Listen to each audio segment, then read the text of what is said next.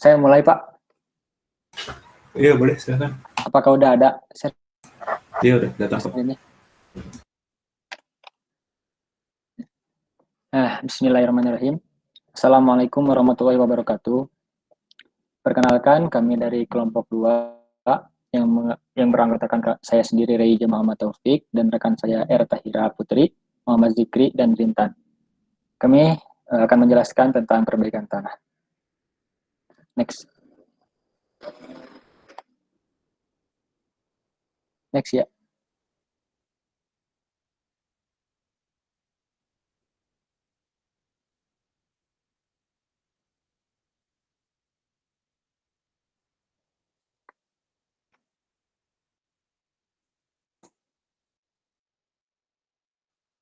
Next. Nah, sekarang ada pengertian. Apakah perbaikan tanah itu sendiri, yaitu memperbaiki sifat mekanis tanah yang berfungsi sebagai bangunan atau konstruksi sipil lainnya. Nah, perbaikan tanah biasanya dilakukan dengan cara pemadatan tanah yang sudah dilakukan timbunan sebelumnya, agar menaikkan kerapatan tanah dengan memperkecil jarak antara partikel, sehingga tidak terjadi perubahan volume air pada tanah tersebut. Dan juga untuk meningkatkan daya dukung fondasi di atasnya. Next.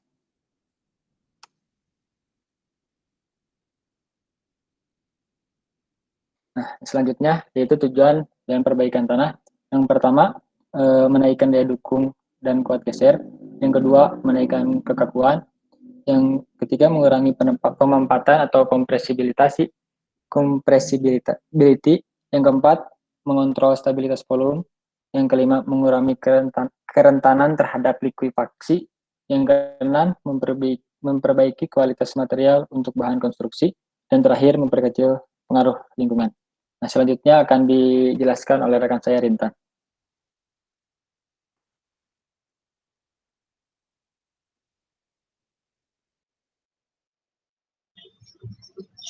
Saya Rintan.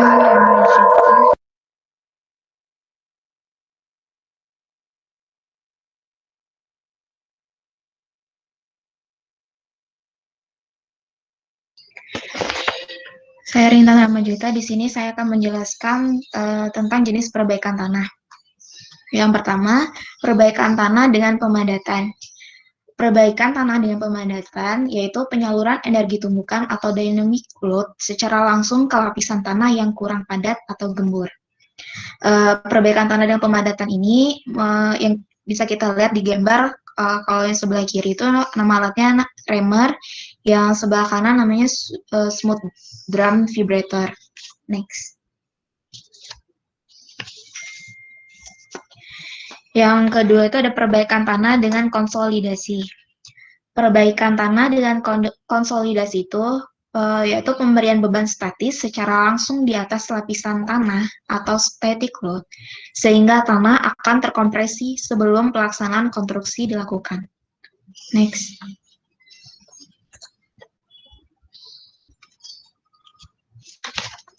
Yang ketiga, ada perbaikan tanah dengan teknik pengeringan atau dewatering. Dengan teknik ini tuh upaya peningkatan bearing capacity tanah melalui proses pengeringan tanah sehingga kadar air menurun. Next.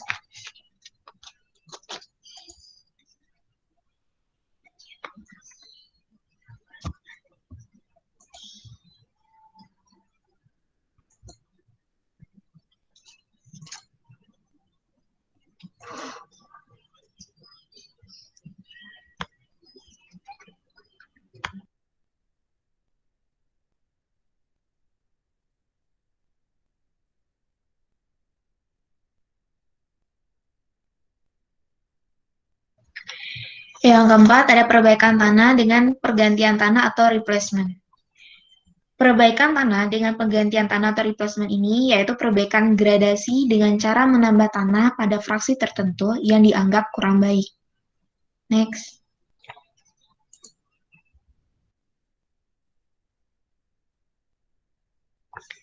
Yang kelima, ada perbaikan tanah dengan permeation tracing. yaitu dengan pengaliran bahan perekat atau resin yang memiliki viskositas rendah ke dalam pori-pori tanah tanpa mengubah atau menggusur struktur tanah. Next.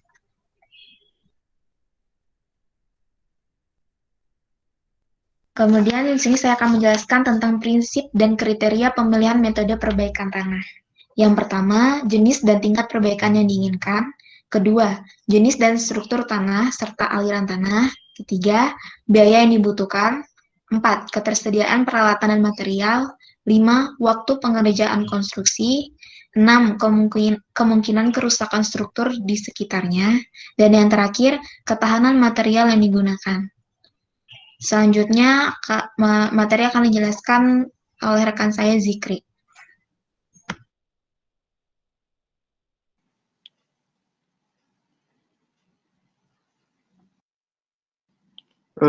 Next. Nah, selanjutnya ada teknik perbaikan tanah. Yang pertama itu perbaikan tanah secara mekanis. Perbaikan tanah secara mekanis yaitu pemberian gaya secara mekanis. Nah, biasanya salah satunya itu contohnya itu pemadatan. Yang kedua ada perbaikan tanah secara hidraulis. Perbaikan tanah secara hidraulis dilakukan dengan pengurangan tekanan air pori, misalnya dengan preloading atau dewatering, pemompaan, dan sebagainya. Yang ketiga ada vertical drain dan preloading. Vertical drain umumnya digunakan pada tanah dengan daya dukung yang rendah, seperti pada tanah lempung, lembek, dan tanah organik. Yang keempat ada stabilisasi tanah. Stabilisasi tanah merupakan usaha untuk memperbaiki sifat tanah secara teknis dengan menggunakan bahan-bahan tertentu. Pekerjaan ini umumnya dilakukan dengan mencampur tanah dengan jenis tanah yang lain sehingga gradasi yang diinginkan bisa didapatkan. Selain itu, pencampuran tanah juga dapat dilakukan dengan menggunakan bahan-bahan buatan pabrik agar sifat-sifat teknis dari tanah bisa lebih baik. Selanjutnya ada elektroosmosis. Elektroosmosis merupakan salah satu metode alternatif untuk mengurangi kadar air yang ada pada tanah liat, sehingga dapat mengurangi besarnya penurunan yang terjadi. Selanjutnya ada grouting. Grouting merupakan suatu metode atau teknik yang dilakukan untuk memperbaiki keadaan bawah tanah dengan cara memasukkan bahan yang masih dalam keadaan cair dengan tekanan, sehingga bahan tersebut akan mengisi semua retakan-retakan dan lubang-lubang yang ada di bawah permukaan tanah.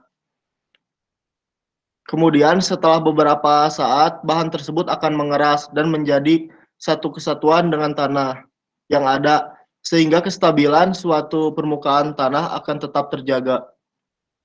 Next.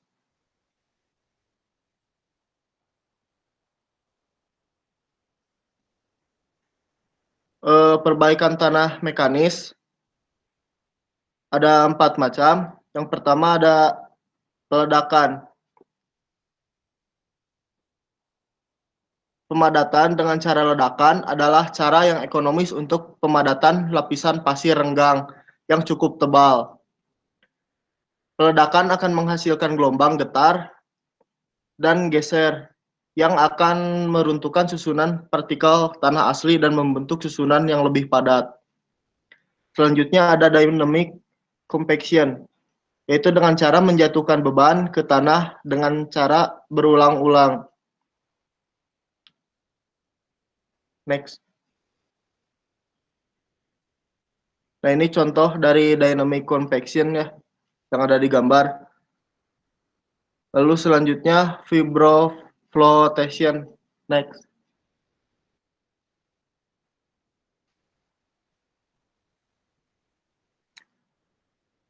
Ya, vibroflotation adalah cara yang menggunakan alat penggetar yang dilakukan dengan cara memasukkan alat tersebut ke dalam tanah yang renggang sampai pada kedalaman lapisan tanah terbawah yang ingin didapatkan.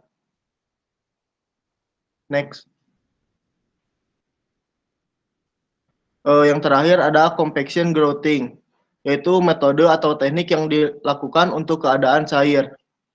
untuk memperbaiki keadaan bawah tanah dengan cara memasukkan bahan yang masih dalam keadaan cair. Sehingga bahan tersebut akan mengisi semua retakan-retakan dan lubang-lubang yang ada di bawah permukaan tanah. Kemudian setelah beberapa saat, bahan tersebut akan mengeras dan menjadi satu kesatuan dengan tanah, sehingga kestabilan suatu permukaan tanah akan tetap terjaga. Selanjutnya dijelaskan oleh Tahira.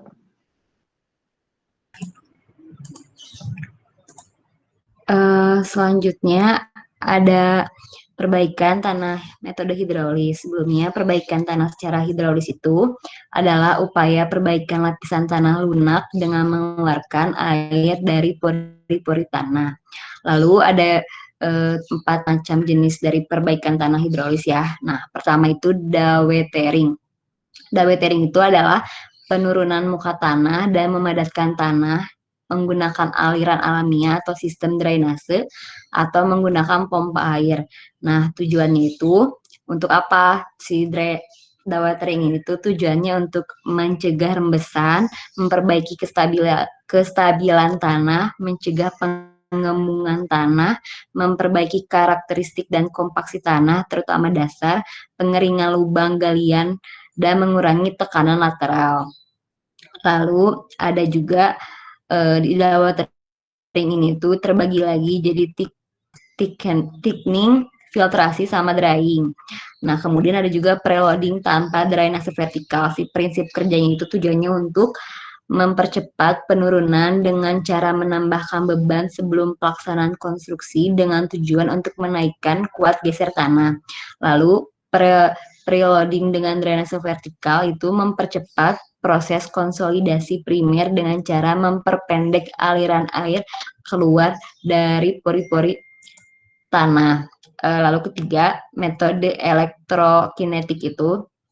Sebelumnya metode elektrokinetik itu adalah suatu metode yang menggunakan elektroda yang ditanam di tanah untuk meningkatkan karakteristik geoteknik dari tanah lunak. Nah, si tujuannya itu adalah mengurangi kadar air sehingga kuat geser meningkat dan kompresibilitas menurun seiring dengan berkurangnya volume tanah. Kemudian ada juga pemilihan jenis perbaikan tanah. Ada 8 poin di sini. Yang pertama, jenis dan karakteristik tanah termasuk sifat-sifat kimia dan fisik, termasuk mineralogi tanah yang akan diperbaiki. Kedua, jenis dan karakteristik konstruksi yang akan dibangun, terutama beban konstruksi. Ketiga, parameter tanah yang perlu diperbaiki sesuai kebutuhan konstruksi. Keempat, kedalaman lapisan tanah yang akan diperbaiki. Kelima, sifat kimia dan fisik dari bahan stabilizer yang akan digunakan. Keenam, harga bahan stabilizer yang akan digunakan, terutama dikaitkan dengan efisiensi biaya perbaikan. Ketujuh, ketersediaan bahan dan peralatan di lokasi perbaikan tanah. Dan terakhir, kedelapan, kondisi lingkungan di sekitarnya atau existing environmental. Sekian dari kelompok 2. Wassalamualaikum warahmatullahi wabarakatuh. Waalaikumsalam. Oke, silakan. Yang mau bertanya.